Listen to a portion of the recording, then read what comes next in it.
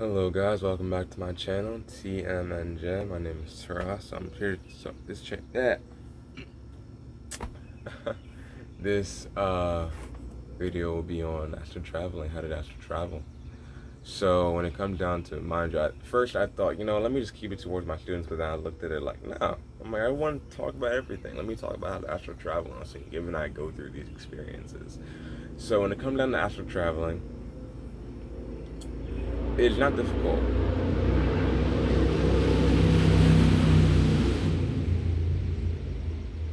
Sorry about that. It's not difficult. It's actually fairly easy. Astral projection is more advanced. It's harder than astral traveling. Once you think astral traveling, you most likely will be almost ready for astral projection. All right. So for astral traveling, right? So first foremost, what the first thing I'll start on, sorry, I had to stretch. First thing I'll start on is your body being completely relaxed. One, okay? So you can be whatever position you'd like to be. I usually am laying down in my bed when I'm doing it. Two, when it comes down to your mind must be entirely relaxed and just calm. No thoughts at all. Nothing. Silent, blank, literally. Three, because let me say this. If you say that my thoughts are, always rampant, you are controlling your thoughts. So you can control you can control everything in your mind when it comes down to it, to a certain degree. Your thoughts and your ego highly, literally. So if any sort of music or any sort of thought comes about, you can cleanse that immediately and just not think about a damn thing. Three, when it comes down to it, your palms must be up. Palms must be up when you're doing this. Four, when it comes down to it, you can listen to music, any sort of meditational music. I would recommend binaural beats, anything that's meditational wise you can listen to, yes. But if you're able to if you're able to just be in silence, I would recommend you all be in silence doing this. But if you're a noisy household, then well, music, yeah. Because it is a lot better to train yourself to be patient with your being. Because astral traveling it can take up to 2-3 hours once you're out of your body, mind you. Actually, what the hell are you doing? When it comes down to it, your consciousness is traveling out of your body, literally. So you're going to parallel worlds, parallel timelines, probably a different galaxy. Maybe you're going to Hawaii, somewhere present on this earth. It varies. You can send an intention when you're actually traveling as well. So when I say send an intention, what I mean is, imagine yourself going somewhere. Alright, just visualize exactly where you want to go to. If you want to go to Hawaii, maybe look at images of Hawaii all the time. Just set the imagery of where you want to go, of that place that you want to go towards. Literally. Because mind you, I've done it myself. Has it worked? Not necessarily because my visual prowess is not the best when it comes to imagery and all. It's good, but when it comes to imagining where I want to go to, I just let it flow. I don't really look at where I want to go to. I just look at it as, where I go is where I go. Now the next thing when it comes down to it is just relaxed, mind is calm, palms are up. Make sure, when it comes to protection, make sure that, I don't get to protection yet. It comes down to when you're astral traveling, mind you what time you're doing this, it can take a while. When you are there, you're able to literally, I'm pretty sure I've said this in my other videos, but you're able to basically hear, possibly taste, see everything. Hear even other parallel use thoughts or other beings' thoughts or feelings, especially the feelings when you are in a parallel being or whatever you may be seeing, literally. So that is a high concept. What the fuck is he doing? So I'm just looking at my dog. um,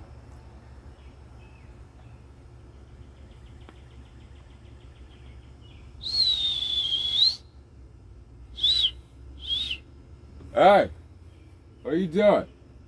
Come back here. Hey.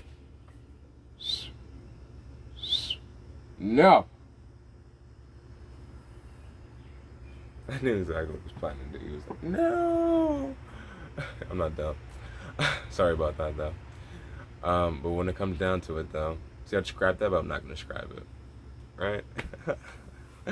When it comes down to it, though, yes. Also, make sure that...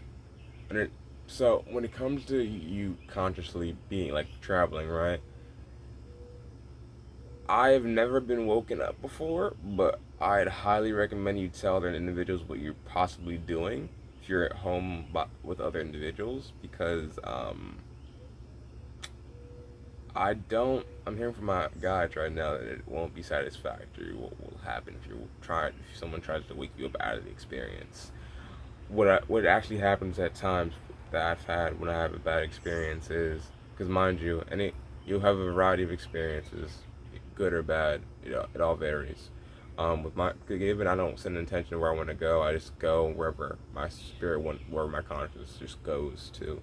When it comes down to it, right? What I've noticed is when you try to pull yourself out of it, when you get afraid, because I've gotten afraid 2 times, tried pulling myself out of it 2 times in a row. Actually, no. It was 2 times in a row. The first time I was done, and I was trying to like pull myself out of it because I was like, I'm done, and I was just sick of it. I was sick of the experience. I didn't like it, and I could not astral travel for maybe 2 weeks, or a week, and yeah, like a week or 2. I had to cleanse myself incredibly because again, the foreign energies you're around. You can't just pull yourself out of it when your conscience decides to. You want to come back in there? Give me a second. So whenever your conscience decides to come back is when you come back. Literally. Your conscience decides you're ready, you come back. When it decides to come back to your body, you come back to your body. Otherwise, you're still in the process of it all. Another bad experience I had, though, was, mind you, what I will say is the feeling that you get when you try to pull yourself out of it is, basically it's like trying to open your eyes, trying to raise your body, but you can't. But your body is like fighting against you. that's the feeling. It's like trying to open your eyes, but you can't open your eyes. Like literally, it's the most. It feels like your body is strained and you're straining your body. That's what it feels like in a sense. I tried raising my body up, and it was like I was being held down. It felt like my body was incredibly heavy. Like my eyes felt heavy. My entire being felt heavy when I was trying to pull my upper torso up, and it was like it was something I was not ready to experience. Another thing is when I tried to pull myself out of it another time when I got extremely fucking scared. What happened is I ended up going through a sleep paralysis experience, which can happen. From that island, it can happen when you're trying to pull yourself out, or when you're too afraid of experiencing, you can come back. So what I learned, so basically with astral projection, my apologies, with astral projection, when it comes down to if you get scared or something, your emotions are tended to be neutral, literally, because so if you get scared or sad or whatever the hell, you'll come back to your body, to whatever degree, if I'm not correct. When it comes down to astral traveling, it's the same thing. If you get scared to a high degree, like literally scared, you'll come back to your body. That's what I learned. I got literally incredibly scared, and instead of like going somewhere else, I know I was bound to go somewhere else. I came back to my body immediately, and sleep paralysis is not It's not fun. But it's just part of astral projection. It also is part of astral projection. So when it comes down to it, you any who've gone through it can't move their body. If you are any who know what it is, you can't move your body at all. You can think, but you can feel yourself entirely, but everything feels like your body's vibrating at a huge rate. If you guys take awareness towards it, it's like when your foot goes numb, right? You're trying to pick it up, and then it's like a sort of vibrating sensory around your entire foot, right? Especially when it's numb, when it's trying to come to. So that's what it feels like, literally. So it's like your entire body's vibrating, gone numb. You can't move any sort of body part, and it's not, mind you, some people get afraid when they don't know what the fuck's happening. I've gone through it, I guess, a variety of times by now, so I'm not really afraid of it. It's just like, yeah, it happens. But yes, that is, do not try to pull yourself. Do not get afraid. Do not, no, understand that you can possibly die in a parallel world, in a parallel timeline, but understand that even if the other you is about to die or something like that, you won't die at all. Understand that. So your consciousness will probably just go towards a different timeline or a different parallel world, or it'll just come back to you. Simply put. All right. So yes. Next thing I want to get towards is spiritual protection towards astral traveling. So understand that, again, being out of your body, you're around foreign energies that aren't of this world, aren't of your energy. So again, you could be around parallel versions of you, but when it comes down to it, each version of you is different than you.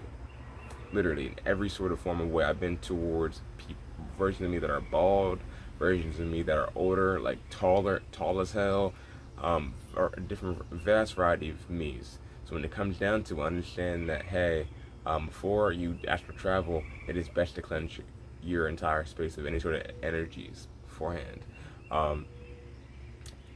Secondly, so I'd recommend you guys, if you guys are to cleanse out, you can sage out the room with the incense stick, or you can go ahead and use Palo Santos as well. Actually, no, you can use both. I recommend use Palo Santos towards your aura, and then by just putting it all around your body, literally, and then use incense stick towards your room, towards your environment in general. And then when you come back, to do it again, because experiences I've had is when my room literally gets cold, like freezing cold. Not like the room temperature, but like the floor is is literally freezing cold. It's not my energy at all in the room. It's like foreign energy from other parallel timelines that's in the room. Because again, you do not know what the other you is around, or the other beings you are around. You do not know what energies are around them, and not at times, their energy can literally get attached to you and come back with you when your conscious comes back to your body. Understand that, all right? So when it comes down to it, one, if it's parallel you do not know what that other version of you is around. You do not know what the other version of you does whatsoever. You do not know what's going on with them at all, given it's a parallel timeline or a different world, to whatever degree. So, as well as other beings. So, please be incredibly wary of astral traveling, especially astral projection. Both meditations, both concepts, you need to be incredibly wary about before you even go ahead and do. I will say that as a huge caution, because I did it without. I had no training wheels on, no mentor, nothing. So I'm just being brute, like just being completely honest with you guys when it comes to the experience in general. But yes, I think yes, you're to be wary of various things when it comes down to it. Astral traveling, again, it's not difficult. It is just at times, based on. See, for me, what I would say is, based on if you're ready to astral travel or not, sometimes you go through the experience, sometimes you don't go through the experience.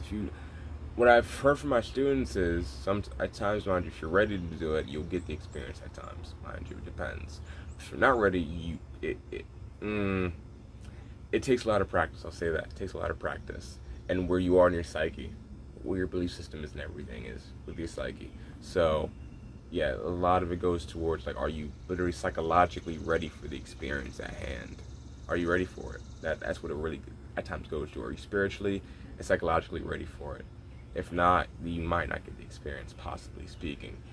Now, when it comes down to some of my students that I've done it, and especially myself at times, understand that even me, who has to travel, is not on the. I used to do it on a daily basis, but I got too busy. Literally. But when it comes down to it with me, sometimes I'll come back to my body, so especially when I'm outside. What will happen is I'll come back to my body, and I won't remember a damn thing.